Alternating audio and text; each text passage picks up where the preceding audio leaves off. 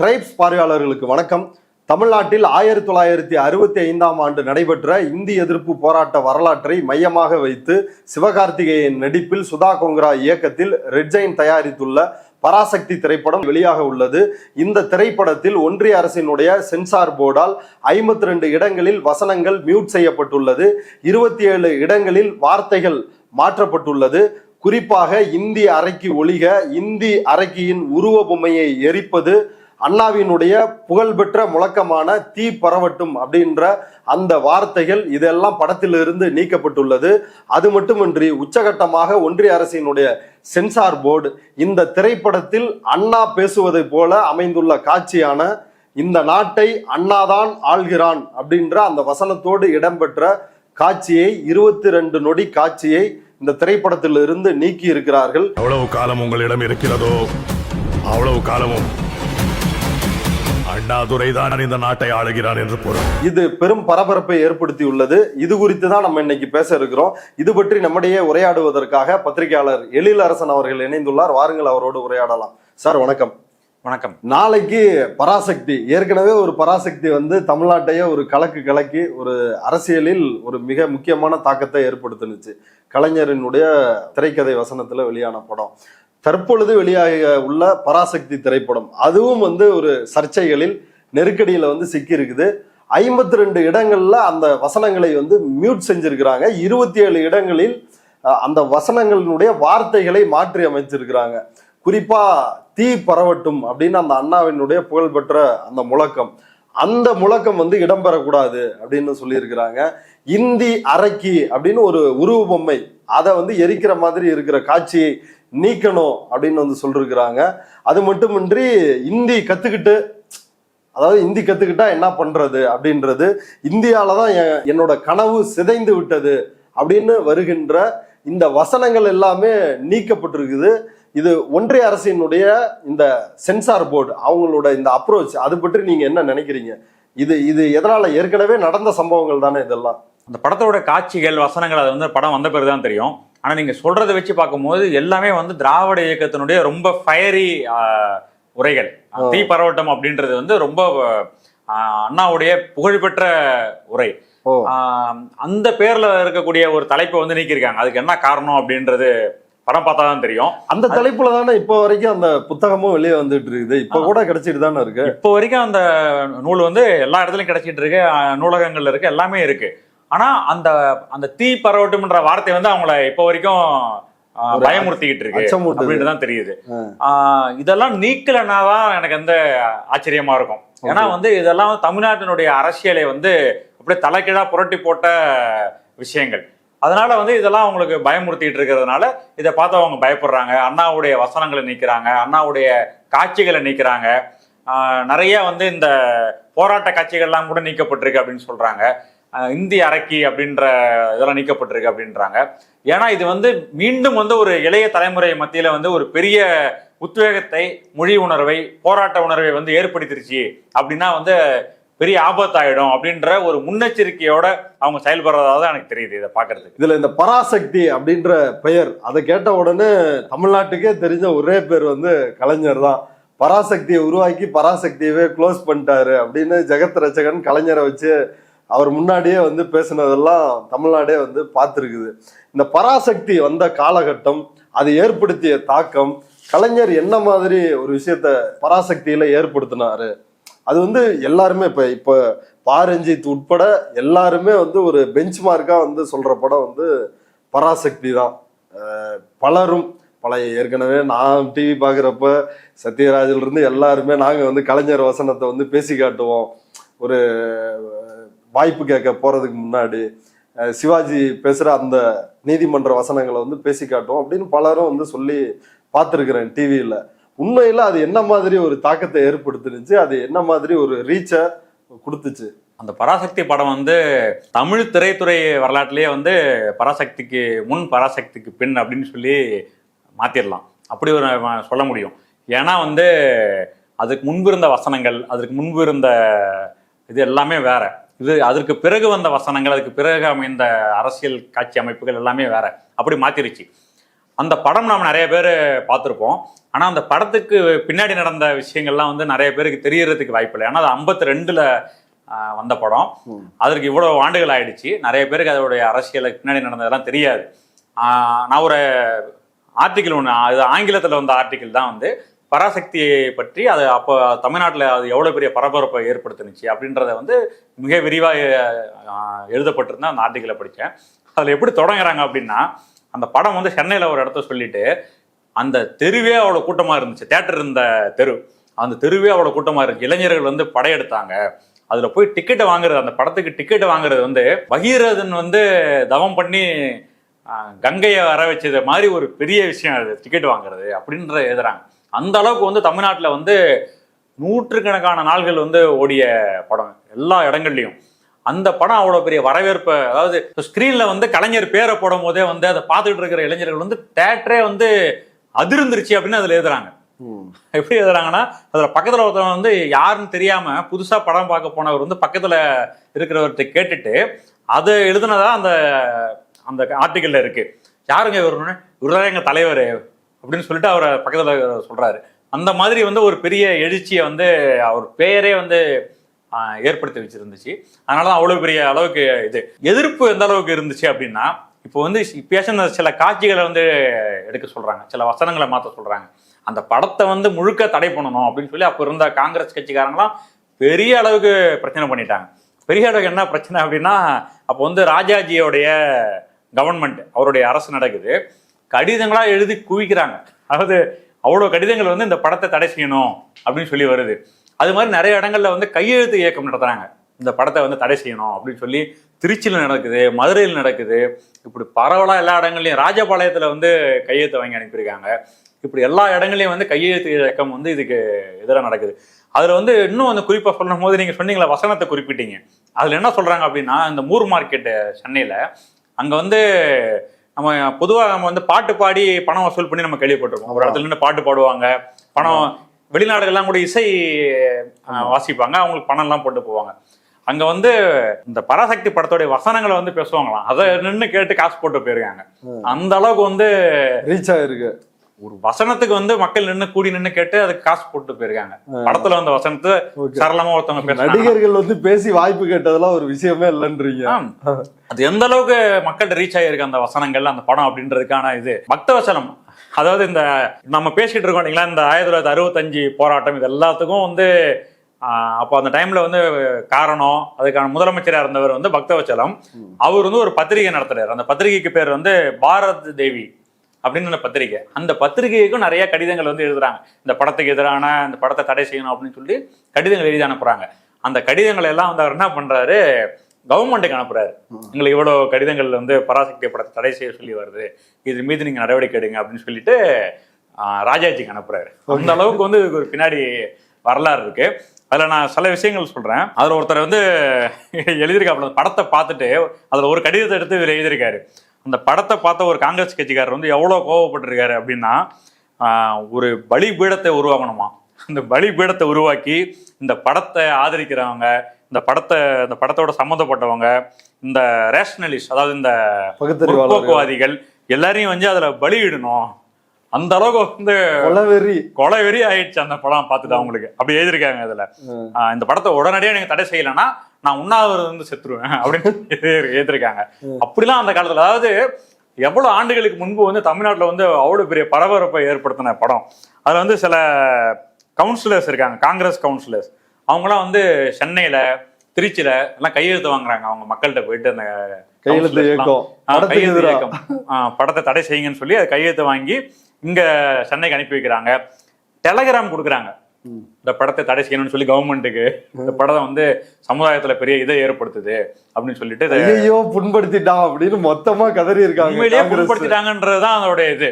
பராசக்தியை வந்து அவமானப்படுத்திட்டாரு, இது வந்து மத உணர்வுகளை கொச்சப்படுத்திட்டாரு, அதே டைலாக் தான். அதுல அதோட உச்சமா நீங்க என்ன பார்க்கணும் அப்படின்னா, அதுல வந்து நம்ம தினமணி கதிர் அதான் அதோட உச்சம். ஏன்னா அது வந்து ஒரு பெரிய நீண்ட விமர்சன கட்டுரையா அந்த படத்தை வச்சு எழுதுறாங்க. அதுதான் வந்து ரொம்ப அளவுக்கு பெரிய அளவுக்கு பேசப்பட்டுச்சு.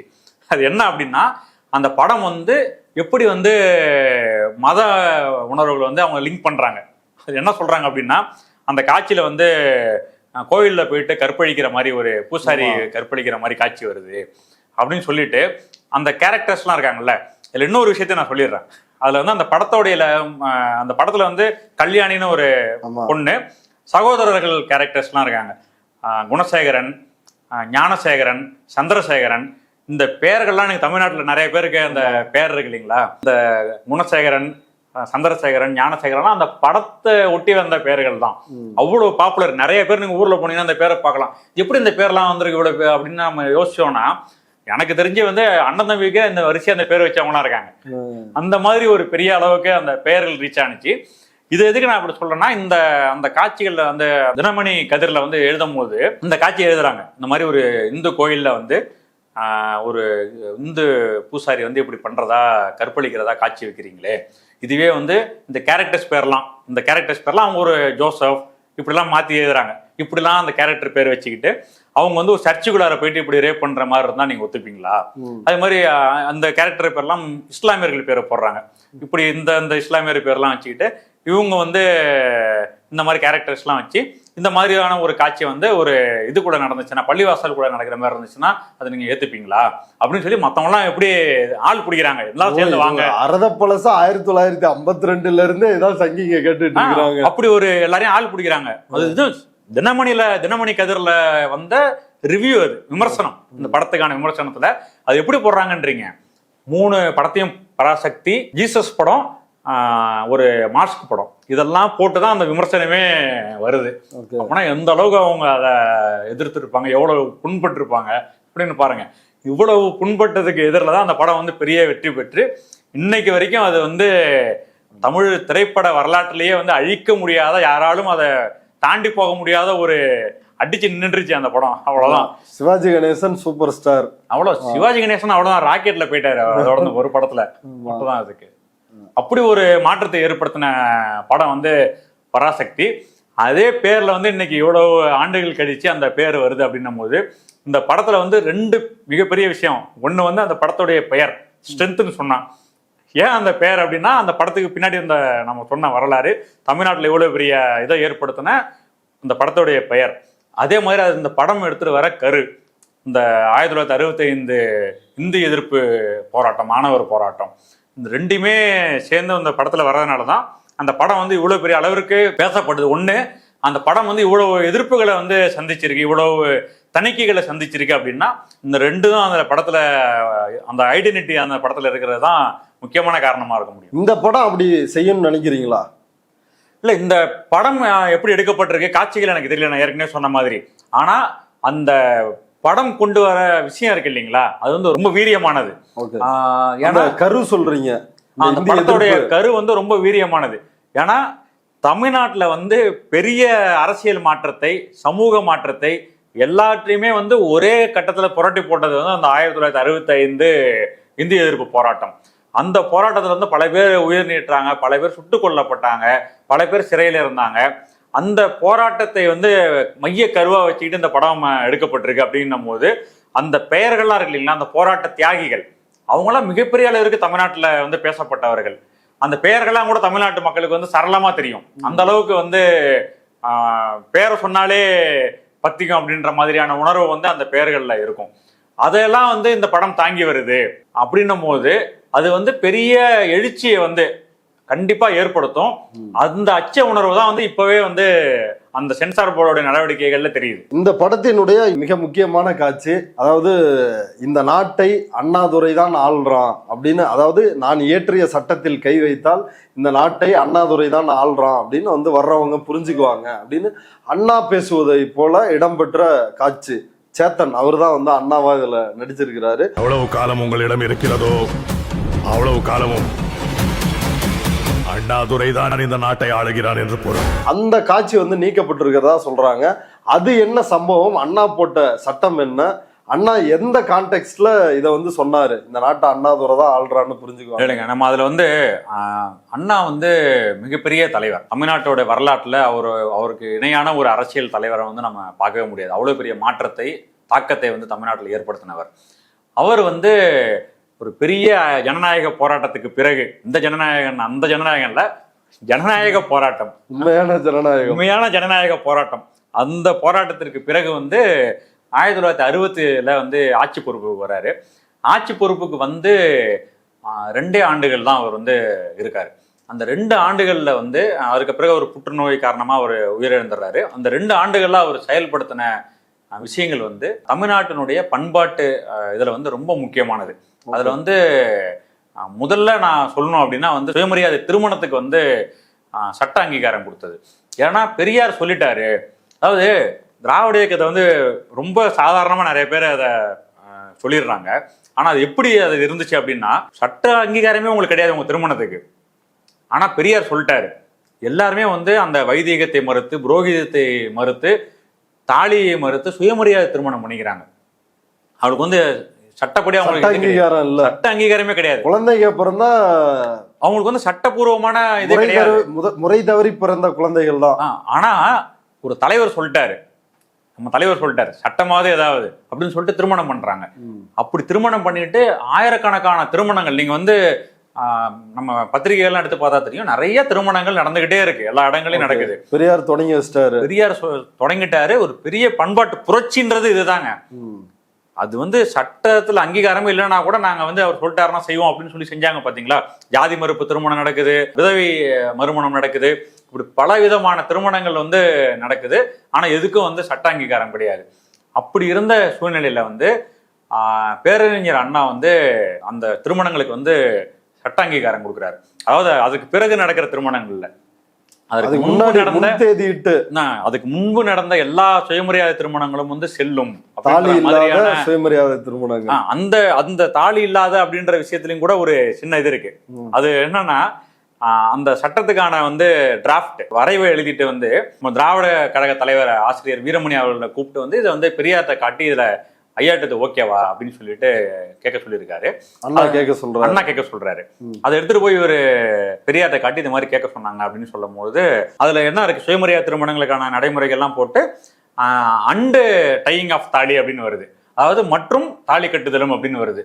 அப்ப அதை பெரியார் படிச்சு பார்த்துட்டு இதுனா அண்ட டையிங் ஆஃப் தாலி அப்படின்னு வருது, இதை வந்து ஆறுன்னு போட்டுருங்க, அதாவது இதெல்லாம் செய்யலாம், அல்லது தாலி கட்டுறது வந்து ஆப்ஷனலா வைக்கிறாங்க. அது வந்து அந்த மாற்றத்தை அந்த அண்டை வந்து ஆறா வந்து பெரியார் போட்டு சொல்லும் போது இது வந்து சொல்லுவாங்க, கேள்விப்பட்டிருக்கேன். இது வந்து அண்ணாட்ட போய் ஆசிரியர் கொடுக்குறாரு, வீரமணி அவர்கள் வந்து கொடுக்குறாங்க. கொடுக்கும் போது அண்ணா சொல்லுவாராம், நீயும் ஒரு பெரிய அளவுக்கு படிச்சிருக்கிற பட்டதாரி, நானும் படிச்சிருக்கிறேன், ஆனா நம்ம கண்ணுக்கெல்லாம் தெரியாத ஒரு விஷயம் வந்து அவர் கண்ணுக்கு தெரிஞ்சிருக்கு பார்த்தியா, அதனால தான் அவர் பெரியாரு அப்படின்னு சொன்னான்னு சொல்லுவாங்க. அந்த அளவுக்கு வந்து அந்த சுயமரியாதை திருமணம் சட்டம் வந்து நடைமுறைக்கு வருது. அது ஒரு பெரிய சாதனை. அதற்கு அடுத்து வந்து தமிழ்நாட்டுக்கு வந்து தமிழ்நாடு அப்படின்னு ஒரு பெயர் வைக்கிறாரு. அந்த பெயர் வைக்கிறது வந்து ஒரு பெரிய நீண்ட போராட்டம். நிறைய பேர் வந்து அதுக்காக போராடி இருக்காங்க, உயிர் தியாகம் செஞ்சிருக்கிறாங்க, இறந்து போயிருக்காங்க. அந்த போராட்டத்தில் அதுக்கு முன்பு இருந்த ஆட்சியாளர்கள்லாம் அதை செய்யல. அப்ப அண்ணா அவர்கள் ஆட்சிக்கு வந்த பிறகுதான் தமிழ்நாட்டுக்கு வந்து இந்த பெயர் வைக்கிறார். இதுக்கு வந்து மெட்ராஸ் பிரசிடென்சி அப்படின்ற பெயரை வந்து மாற்றி இதுக்கு வந்து தமிழ்நாடு அப்படின்னு அதுக்கு பெயர் வைக்கிறாரு. அதற்கு பிறகு மொழி பிரச்சனை. அப்போ வந்து தமிழ்நாட்டில் வந்து 2 மொழி தான், தமிழ்நாட்டுடைய மொழி கொள்கையை வந்து அதான் தீர்மானிக்கிறாரு. தமிழ்நாட்டுக்கு வந்து 2 மொழி தான், ஒன்று வந்து ஆங்கிலம், இன்னொன்று வந்து தமிழ். ஒன்று தாய்மொழி, இன்னொன்று வந்து உலகத்தோடு தொடர்பு கொள்வதற்கான ஒரு மொழி. அவ்வளோதான், இந்த 2 மொழி தான் அப்படின்னு சொல்லி இருமொழி கொள்கை தான் தமிழ்நாட்டின் மொழி கொள்கை அப்படின்ற தீர்மானம் வந்து அதுவும் இந்த மாசம் தான் 23 ஜனவரியில தான் சட்டசபையில் 68 அதை நிறைவேற்றுறாங்க. இந்த 3 விஷயங்களும் வந்து மிகப்பெரிய சுயமரியாதை திருமண சட்டம், இருமொழி கொள்கை சட்டம், அதே போல தமிழ்நாடு பெயர் மாற்றம், இந்த 3 விஷயங்களையும் வந்து செஞ்சுட்டு அப்ப வந்து காங்கிரஸ்காரங்க வந்து எதிர்ப்பு தெரிவிக்கும் போது அவர் என்ன சொல்றாரு அப்படின்னா, உங்கள்ட்ட வல்லமை இருக்கு, உங்கள்ட்ட ஆட்சி அதிகாரங்கள் இருக்கு, ஏன்னா நீங்க பதவி விட்டு கூட உங்களால விரட்ட முடியும், ஆட்சியை கூட உங்களால பிடிச்சிட முடியும், ஆனா என்னை நீங்க அனுப்பிட்டு என்னுடைய இடத்துக்கு நீங்க வந்த பிறகு அண்ணாதுரை என்னென்னலாம் செஞ்சான் அப்படின்னு நீங்க எடுத்து பார்ப்பீங்க, இதெல்லாம் நம்ம மாத்தணும் அப்படின்னு கூட நீங்க நினைக்கலாம். அப்படி எடுத்து பார்க்கும்பொழுது நீங்க பார்ப்பீங்க, சுயமரியாதை திருமண சட்டம், தமிழ்நாட்டுக்கு தமிழ்நாடுன்னு பெயரு, இருமொழி கொள்கை, இதெல்லாம் நான் இந்த 3ஐயும் செஞ்சிருக்காங்க, இதை மாத்தலாம் அப்படின்னு நீங்க நினைப்பீங்க. அப்படி நினைக்கும் போது உங்களுடைய உள்ளத்துல வந்து ஒரு அச்சம் வரும், ஐயோ இதெல்லாம் மாத்திட்டா தமிழ்நாட்டு மக்கள் என்ன நினைப்பாங்க, நம்ம அவங்கள போய் பார்க்க முடியுமா, அவங்க ஃபேஸ் பண்ண முடியுமா அப்படின்னு உங்க மனசுல ஒரு அச்சம் வரும். அந்த அச்சம் உங்கள் மனதை எவ்வளவு நாளைக்கு ஆட்டுகிறதோ அவ்வளவு நாளே இந்த தமிழ்நாட்டை ஆளுகிறவன் இந்த அண்ணாதுரை தான் அப்படின்னு அவர் சொன்னார். அவ்வளவு பெரிய பாப்புலரான ஒரு ஸ்டேட்மெண்ட் அது. அந்த வசனம் தான் வந்து இந்த படத்துல இருந்து நீக்கப்பட்டிருக்கு. அது ஏன்னா அவங்களுக்கு வந்து இந்த வரலாறு தெரிஞ்சவங்க அல்லது பார்த்தவங்க வந்து நிச்சயமா சொல்லுவாங்கல்ல, இதெல்லாம் வந்து கண்டிப்பா. இப்பயும் வந்து மும்மொழி கொள்கைய தேசிய கல்விக் கொள்கையில தமிழ்நாடு தீவிரமா எதிர்க்குது. எல்லாருமே ஏத்துக்கிறாங்க. தமிழ்நாட்டுக்கு மட்டும் என்னையா பிரச்சனை அப்படின்னு வந்து, அதாவது தமிழ்நாட்டுல வந்து இந்த மொழி போராட்ட உணர்வோ இல்லைன்னா தமிழ் உணர்வு, இன உணர்வு இதெல்லாம் மங்கி போயிருக்கு அப்படின்ற சூழ்நிலையிலேயே அவங்க இவ்வளவு தூரத்தை எதிர்ப்ப சந்திக்கிறாங்க. உண்மையிலே இது பத்திக்கிச்சுன்னு வச்சுங்க, அவங்களால எதிர்கொள்ளவே முடியாது. தமிழ்நாடு அதான் பயங்கரமா வந்து பேருந்து ரயில் எல்லாத்தையும் வந்து கொளுத்தி மாணவர்கள் வந்து பெரிய போராட்டம் அது. அதாவது மாணவர்களுடைய போராட்டத்தை வந்து யாராலும் கட்டுப்படுத்த முடியாத அளவுக்கு நடந்த போராட்டம் இல்லைங்களா அது 1965 போராட்டம். அந்த மாதிரியான ஒரு போராட்டம் வந்து அந்த உணர்வு வந்து அவங்களால இப்ப இருக்கிறவங்களால எதிர்கொள்ளவே முடியாது. எல்லாருமே கவிஞர்கள் எல்லாருமே அதுல பயங்கரமா ஃபியூல வந்து ஊத்துற மாதிரி, மாங்குயில் கூவிடும் பூஞ்சோலை எம்மை மாட்ட நினைக்கிற சிறைச்சாலை அப்படின்னு பாரதிதாசன் இந்திய எதிர்ப்புக்காக தானே எழுதுறாரு. ஆமா, எல்லாம் வெளில வாங்க போராடுவோம்னு அரங்கு வருது. சரி, அது புரியுது. தீப்பரவட்டும் அதுல என்ன பிரச்சனை? அது வந்து அண்ணாவுடைய ஒரு குறு நூல் தானே, அது ஒரு சின்ன நூல் தானே. இல்ல, அது வந்து அண்ணாவுடைய நூல் கிடையாது. அது நிறைய பேர் அணுகுண்டு நிறைய பேர் ஆற்றின ஒரு சொற்போர் அது. ஆக்சுவலா என்ன தலைப்பு அப்படின்னா, அது ஏன் உங்களுக்கு ஒருவேளை போய் எல்லாம் தீ பரவட்டும்னு கூகுள் பண்ணிட்டாங்கன்னா இந்த நூல் வந்துடும். என்ன அப்படின்னா, கம்பராமாயணம், இந்த பெரிய புராணம், இது மாதிரியான விஷயங்கள்லாம் வந்து பெரியார் வந்து அது கடுமையாக விமர்சிச்சுட்டு இருந்தாரு. இதெல்லாம் இப்படி இருக்கு அப்படின்னு சொல்லிட்டு.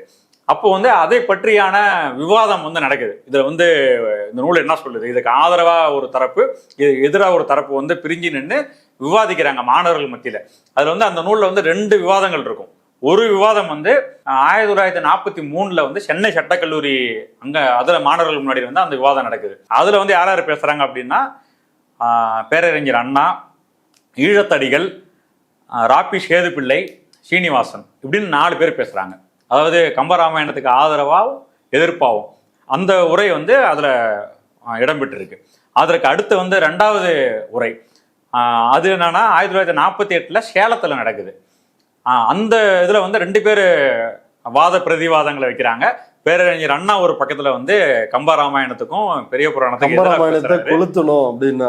அதுக்கு 2வது அதுக்கு மறுப்பு தெரிவிச்சு இது சிறப்பான நூல் தான், இது வந்து நமக்கு தேவையான நூல் தான் அப்படின்னு பேசுனது வந்து சோமசுந்தர பாரதியார். இதுல என்ன அப்படின்னா, பெரியார் வந்து அப்படி ஒரு, அதாவது இந்த மாதிரி புராண குப்பைகள், இதிகாசங்கள் இதெல்லாம் வந்து கம்பராமாயணம் இது மாதிரி விஷயங்கள்லாம் வந்து கொளுத்தணும், இதெல்லாம் தமிழனுக்கு தேவையே கிடையாது அப்படின்ற அந்த நிலைப்பாடு, அந்த இது எடுக்கும் பொழுது அதுக்கு ஒட்டிதான் வந்து இந்த தீ பரவட்டும் அப்படின்றது. என்னன்னா, இந்த தீன்றது வந்து அந்த பழைய குப்பைகளை, மக்களுக்கு தேவையான விஷயங்கள் எல்லாம் கொளுத்துற தீ அப்படின்ற அடிப்படையில் தான் அந்த நூலுக்கு வந்து தீ பரவட்டும் அப்படின்னு பேர் இருந்துச்சு. இதுல என்ன விஷயம் அப்படின்னா, அதுல உரை என்ன ஆட்டுறாங்க அப்படின்னா, இதுக்கு எதிராக பேசுறவங்க வந்து கம்பராமாயணத்துக்கு எதிராக பேரறிஞர் அண்ணா பேசும்போது சொல்றாரு, நாங்க வந்து கம்பராமாயணத்துல இருக்கக்கூடிய கேடுபாடுகளை இப்படிலாம் வந்து ஒரு இது இருக்கலாமா அப்படின்னு நம்ம எடுத்து சொல்றோம். ஆனா நீங்க அதுக்கு ஆதரவா பேசுறவங்கலாம் வந்து என்ன சொல்றீங்க அப்படின்னா, இதுல இலக்கிய நயம் இருக்கு, இதுல அப்படி இருக்கு அப்படின்னு நீங்க அதை தான் பேசுறீங்களே தவிர, நாங்கள் சுட்டி காட்டுற இதுல விஷயங்கள் இருக்குல்ல, இதுல ஆபாசமா இருக்கு. யாரோ ஒருத்தர் பஸ்ஸை பிடிச்சி ஓடிடுவாரு, இல்ல எனக்கு டைம் ஆகுது, பஸ் கிடையாது ட்ரெயினை பிடிச்சி. அதாவது விவாதம் நடந்துகிட்டு இருக்கு. அந்த விவாதத்துல வந்து மாணவர்கள் மத்தியில, மக்கள் மத்தியில வந்து பெரிய பெரிய மக்கள் கூட்டங்களுக்கு முன்னாடிதான் அந்த விவாதம் நடக்குது. அப்போ வந்து அண்ணாவுடைய உரைக்கு வந்து அவ்வளவு வரவேற்பு, ஆரவாரம் அண்ணா பேசுறாருனாலே வந்து பல்லாயிரக்கணக்கா மக்கள் கூடிடுவாங்க. அப்படி அந்த மாதிரியான ஒரு சூழ்நிலை வந்த உடனே சோமசுந்தர பாரதியார் வந்து எனக்கு ட்ரெயினுக்கு டைம் ஆயிடுச்சுன்னு சொல்லிட்டு அவர் கிளம்பிடுறாரு. அவர் போன பிறகும் அண்ணா வந்து அந்த உரையாற்றி அதுக்கு நடுவர் வந்து அதை முடிச்சு வைக்கிறாரு. அந்த உரை தான் வந்து நீங்க எல்லாமே, அந்த உரை எல்லாமே பதிவாகி அந்த தீ பரவட்டும் அப்படின்ற நூல்ல இருக்கு. அதை படிச்சு பார்த்தா இவங்களுடைய மூலதனமே வந்து ராமாயணம் தானே.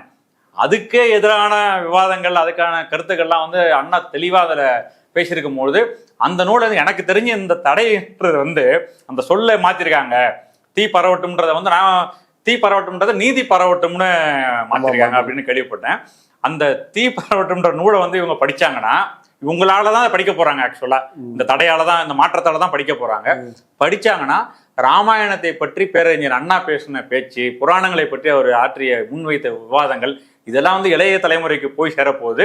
அந்த காரியத்தை தான் அவங்க செஞ்சிருக்கிறாங்க. அதாவது முன் புத்தியும் கிடையாது பின் புத்தியும் கிடையாதுன்னு சொல்லுவாங்கல்ல, அதுதான் இதுல நடந்திருக்கு. இப்ப உண்மையில இது வந்து நமக்கு லாபம் தான். இது என்னன்னு இளைஞர்கள் தேடுவதற்கு ஒரு வாய்ப்பு. திராவிட இயக்கமே வந்து எதிர்ப்புலதான் வளர்ந்த இயக்கம். நீங்க எதிர்க்க தான் வந்து இதோடைய வீரியம் அதிகமாகும்.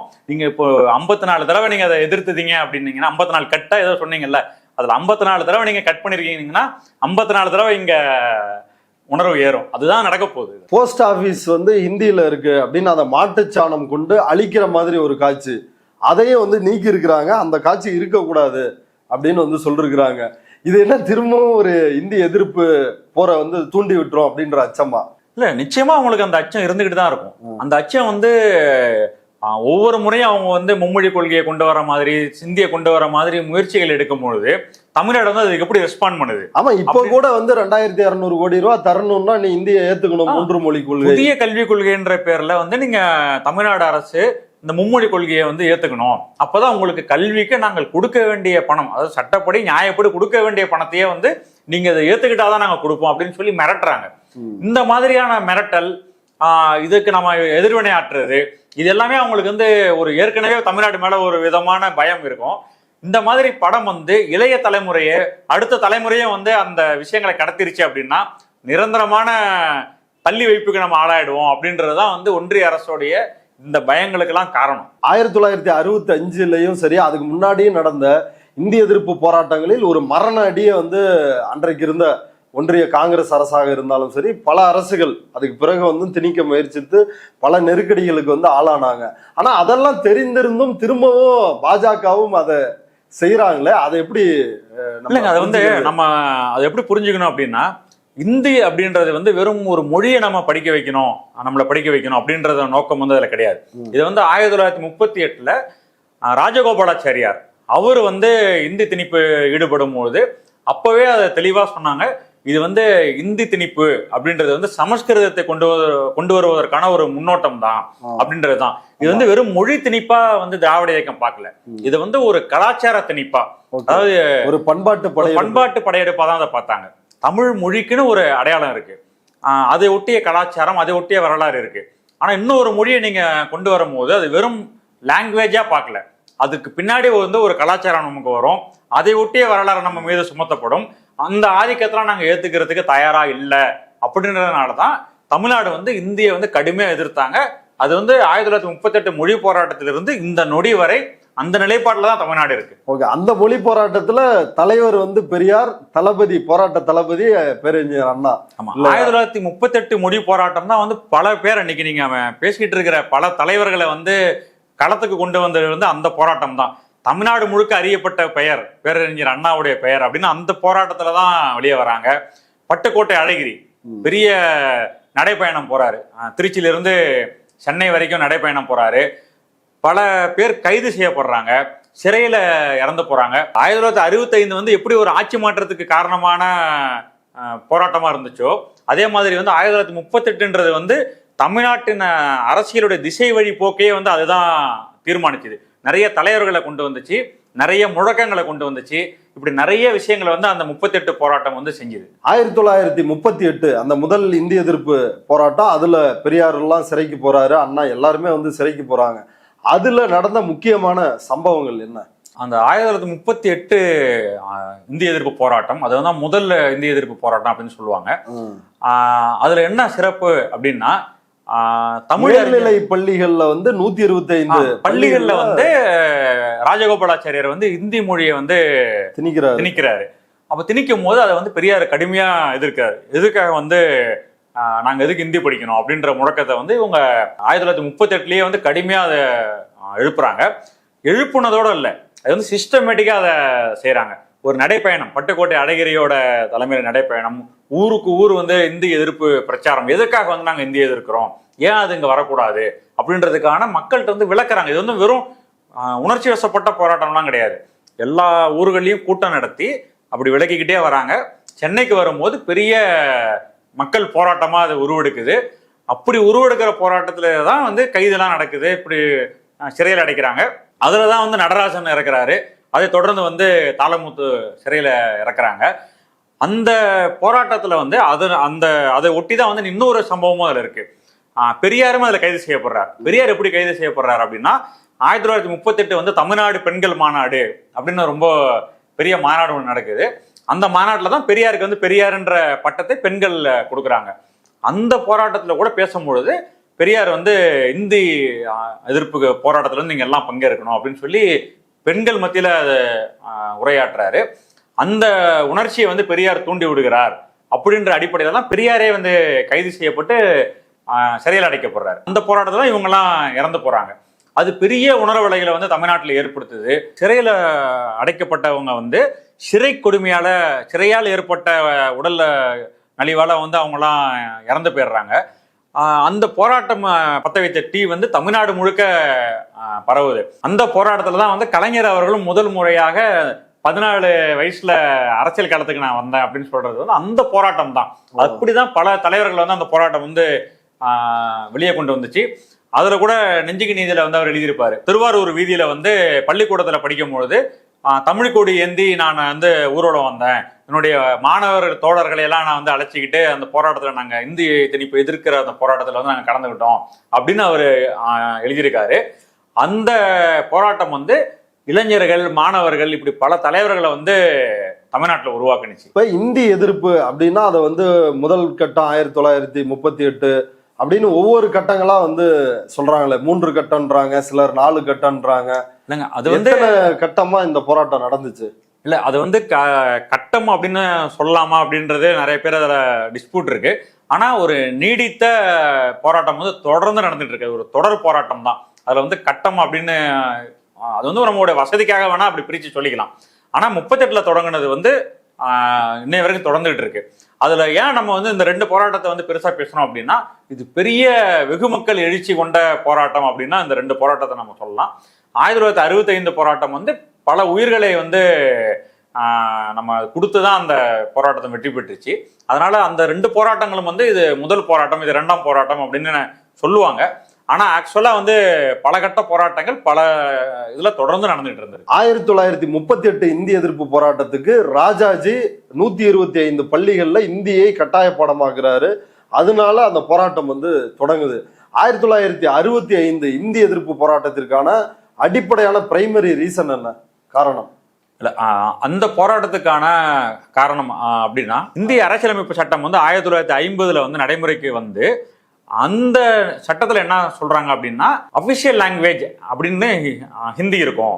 அதாவது ஆட்சி மொழியாக, அலுவல் மொழியாக ஹிந்தி இருக்கும். அசோசியேட் அபிஷியல் லாங்குவேஜாக, ஒரு இணை அலுவல் மொழியாக வந்து இங்கிலீஷ் இருக்கும் அப்படின்றதே சொல்றாங்க. ஆனா எது வரைக்கும் இங்கிலீஷ் இருக்கும் அப்படின்னா 15 ஆண்டுகளுக்கு இருக்கும் அப்படின்றாங்க. அப்ப 1950ல இருந்து 15 ஆண்டுகள்னா வந்து 65ல வந்து அது முடிகிற கட்டம்.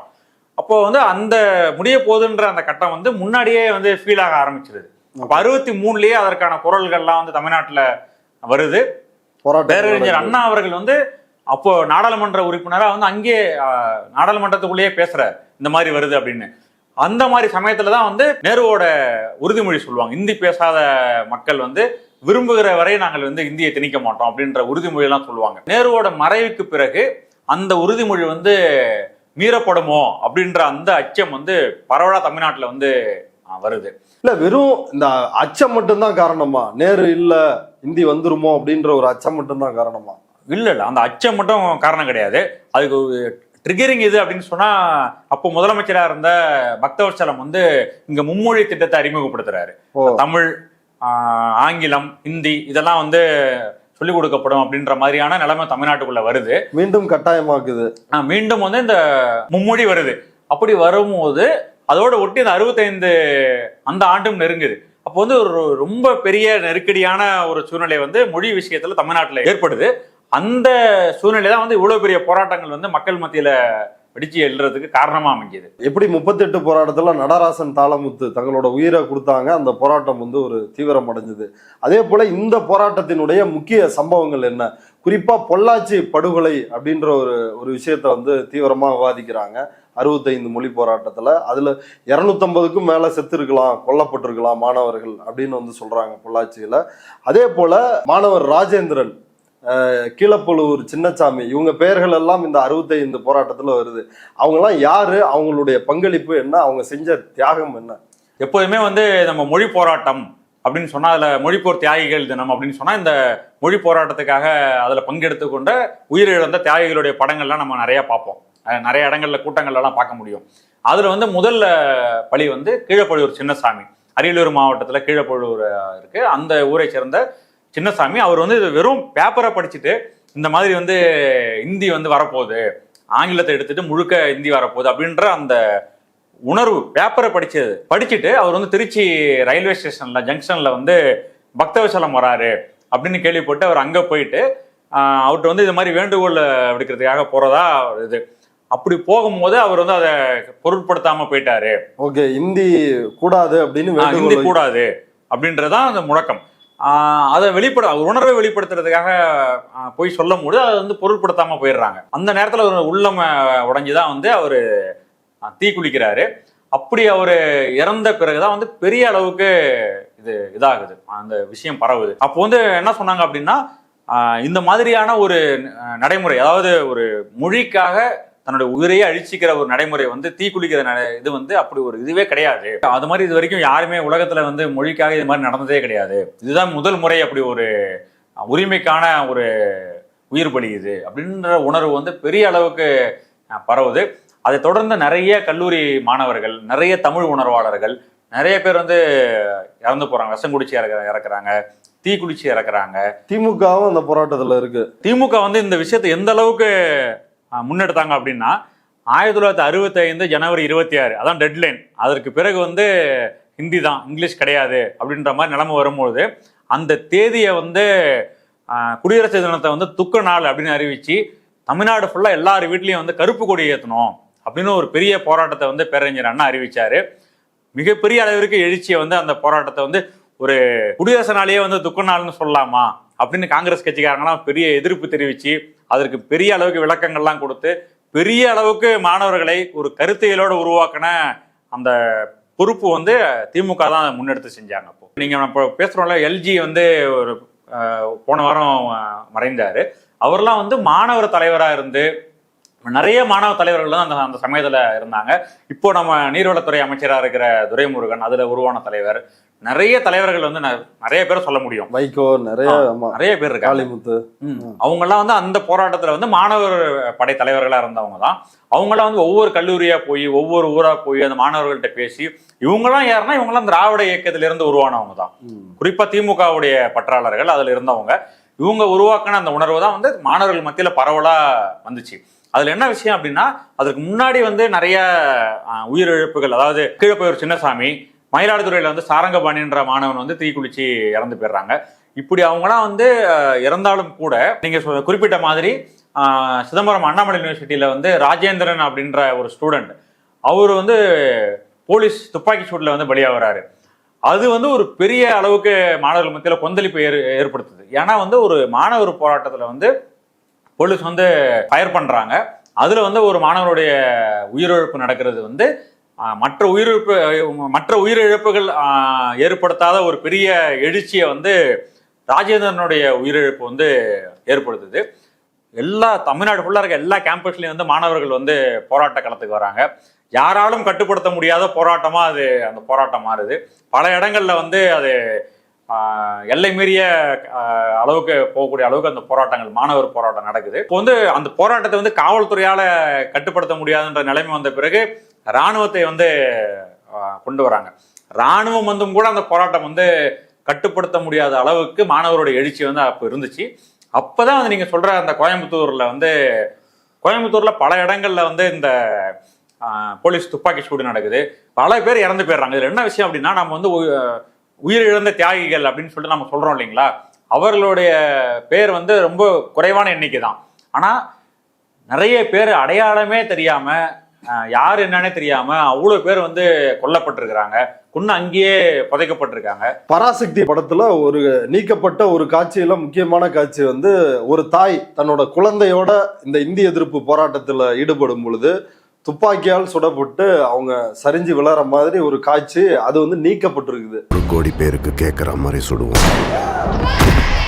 அந்த மாதிரி சம்பவங்களும் வந்து நடந்திருக்கா? இல்ல, நீங்க சொன்ன மாதிரி ஸ்பெசிபிக்கா நடந்துச்சானு அது தெரியல. ஏன்னா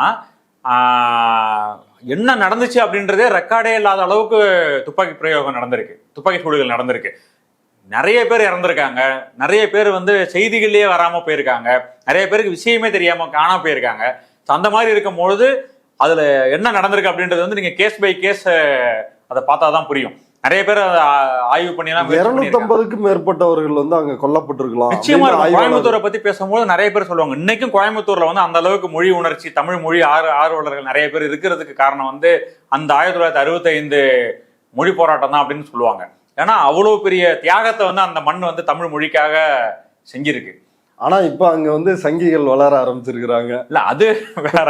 ஆனா மொழி அப்படின்ற அடிப்படையில பாத்தீங்கன்னா இப்பவும் நிறைய மொழி உணர்வாளர்கள் வந்து நீங்க கோவை பகுதியில நீங்க பார்க்க முடியும். இப்ப இதுல வந்து அந்த பொள்ளாச்சியில் நடைபெறுகின்ற அந்த துப்பாக்கி சூடு, அந்த ராணுவம் வர்ற அந்த கொடுமையான அந்த சம்பவம், அதுல வந்து 50% காட்சிகளை குறைக்க சொல்லிருக்கிறாங்க அந்த பொள்ளாச்சி படுகொலையில. நிச்சயமா. ஏன்னா அவங்க ஏன் அதை சொல்றாங்க அப்படின்னா, நீங்க சொல்ற மாதிரியான காட்சிகள் இருக்கு இல்லைங்களா, ஒரு தாய், ஒரு பெண்மணி வந்து மொழி போராட்டத்துல களத்துல நிக்கிறாங்க, மாணவர்கள் நிக்கிறாங்க, இளைஞர்கள் நிக்கிறாங்க, இப்படிலாம் நின்றுதான் வந்து இந்த மொழி வந்து காப்பாற்றப்பட்டிருக்கு அப்படின்ற அந்த உணர்வு வந்து பரவ அது வந்து பிஜேபிக்கு வந்து பெரிய செட்பேக்காக தான் அமையும். ஏன்னா அவங்களுடைய நோக்கம் வந்து ஒரு இந்தியா, ஒரு மதம், ஒரு மொழி, ஒரு பண்பாடு, இப்படிதான் அவங்க கொள்கை இருக்கு. அந்த கொள்கைக்கே விரோதமா வந்து இந்த படம் வந்து மாணவர்கள் மத்தியில ஒரு எழுச்சி ஏற்படுத்திருச்சுன்னா அது வந்து அவங்களுக்கு பெரிய பின்னடைவு. ஆமா, தீக்குளிப்பு சம்பவங்கள் அதுவும் வந்து 50% காட்சிகளை குறைக்க சொல்லிருக்கிறாங்க. ஏங்க நீங்க வந்து சினிமால வந்து அவங்க குறைக்க சொல்லலாம், அவங்க தீ பரவட்டும்னு அண்ணா சொன்ன மாதிரி அந்த தீ வந்து நிச்சயமா மக்கள் மத்தியில பரவிட்டு தான் இருக்கும். அதெல்லாம் இவங்களால வந்து தீ பரவட்டும்ன்ற காட்சி எடுக்கிறதன் மூலமாவோ இல்ல தீக்குளிப்பு காட்சிகளை எடுப்பதன் மூலமாவோ அதெல்லாம் அந்த உணர்வெல்லாம் குறைக்கவே முடியாது. ஏன்னா அவங்களுடைய உறவினர்கள், தீ குளித்து இறந்தவர்களுடைய உறவினர்கள் இன்னமும் இருக்காங்க. அந்த போராட்டத்துல வந்து மொழிப்போர் தியாகிகளுடைய குடும்பங்கள் இன்னும் இருக்கு. அவங்க வந்து இன்னும் மக்கள் மத்தியில வந்து வாழ்ந்துதானே இருக்காங்க. அப்ப அந்த உணர்வு வந்து சமுதாயத்துல இன்னமும் நீர் பூத்த நெருப்பாக கனந்துகிட்டு தான் இருக்கும். அதை வந்து அவங்களால எதுவுமே பண்ண முடியாது. இந்த படத்துல இன்னொரு வசனம் வந்து இடம்பெறுது. அதாவது இந்தி என் கனவை அழித்தது அப்படின்ற வசனத்தை தூக்க சொல்லிட்டு என் ஒரே கனவை இந்தி திணிப்பு எரித்தது அப்படின்னு வந்து மாத்திருக்கிறாங்க. அதுக்கு பிறகு சென்சார் போர்டு வந்து இந்தி என் கனவை அழித்தது அப்படின்னு சொல்லக்கூடாது அப்படின்னு வந்து மாத்திருக்கிறாங்க. இந்தி திணிப்புன்னு தான் சொல்லணும் அப்படின்னு அதை மாற்றம் செஞ்சிருக்கிறது தெளிவா தெரியுது. இது பற்றி நீங்க வந்து என்ன நினைக்கிறீங்க? இல்லைங்க, இது வந்து இது எதுக்காக நம்ம சொல்றோம் அப்படின்னா, இந்தி மொழிக்கு நாம வந்து எதிரி கிடையாது, ஆனா இந்தி திணிப்புக்கு தான் எதிரி. அந்த அடிப்படையில இருந்து இந்த காட்சிகள், இந்த வசனங்கள் வந்திருக்கலாம். ஆனா நான் ஏற்கனவே சொன்ன மாதிரி இந்தி அப்படின்றது வந்து வெறும் திணிப்பு அப்படின்ற, வெறும் மொழி அப்படின்ற அடிப்படையில வந்து அதை நம்ம பார்க்கல. அதனோடு வரக்கூடிய தத்துவம், இந்தியோடு சேர்ந்து வர கொள்கை, இந்தி கொண்டுட்டு வர பண்பாடு, இந்தி கொண்டுட்டு வர மத உணர்வு, இது எல்லாமே வந்து அதாவது தமிழ்நாட்டு மக்களுக்குன்னு சில விழுமியங்கள், சில பண்புகள் இருக்கு. அந்த பண்பு வந்து சமத்துவம், சமூக நீதி, அன்பு, சகோதரத்துவம், நல்லிணக்கம், இது எல்லாமே நம்மளுடைய நீதி நூல்கள்லாம் பார்த்தீங்கன்னா இதெல்லாம் நம்ம அறம், இதெல்லாம் நம்ம வலியுறுத்துற நம்முடைய டெக்ஸ்ட். இது அடிப்படையில தான் நம்முடைய சிந்தனைகள், நம்முடைய செயல்பாடுகள், நம்முடைய அரசியல் எல்லாமே அமையும். ஆனா இன்னொரு மொழி வந்து இது எல்லாத்தையுமே ரீப்ளேஸ் பண்ணிடுச்சு அப்படின்னா நம்முடைய இயற்கையா இருக்கக்கூடிய, இயல்பா இருக்கக்கூடிய அந்த சிந்தனை, அந்த பண்புகள்லாம் வந்து மொழி வந்து மாற்றக்கூடிய வல்லமை உண்டு அதுக்கு. அப்படி வரும்பொழுது இது எல்லாமே மாறிடும் அப்படின்ற அடிப்படையில தான் நாம அதை எதிர்த்தோம். அதனால வந்து வெறும் இந்தி எதிர்ப்பா, இந்தி திணிப்பு எதிர்ப்பா அப்படிலாம் கிடையாது. இது வந்து ஒரு கலாச்சார திணிப்பை, கலாச்சார படையெடுப்பை நம்ம எதிர்த்திருக்கோம். அதுதான் அந்த மொழி போராட்டம். இப்ப கடந்த கால விஷயங்களை வந்து ரொம்ப விரிவா சொல்லி இருக்கிறீங்க. பழைய பராசக்தி எவ்வளவு பெரிய மாற்றத்தை தமிழ்நாட்டு அரசியலில் தாக்கத்தை ஏற்படுத்துனுச்சு அப்படின்னு, இந்த நாளைக்கு வெளியாகிற பராசக்தி அப்படி ஒரு தாக்கத்தை ஏற்படுத்துமா அப்படின்றத பொறுத்திருந்து பார்க்கலாம். இவ்வளவு நேரத்தை ஒதுக்கி இந்திய எதிர்ப்பு போராட்ட வரலாறு குறித்தும் பராசக்தி திரைப்படம் குறித்து யாருக்குமே தெரியாத பல தகவல்களை எங்களோட பகிர்ந்துட்டதுக்கு ரொம்ப நன்றி.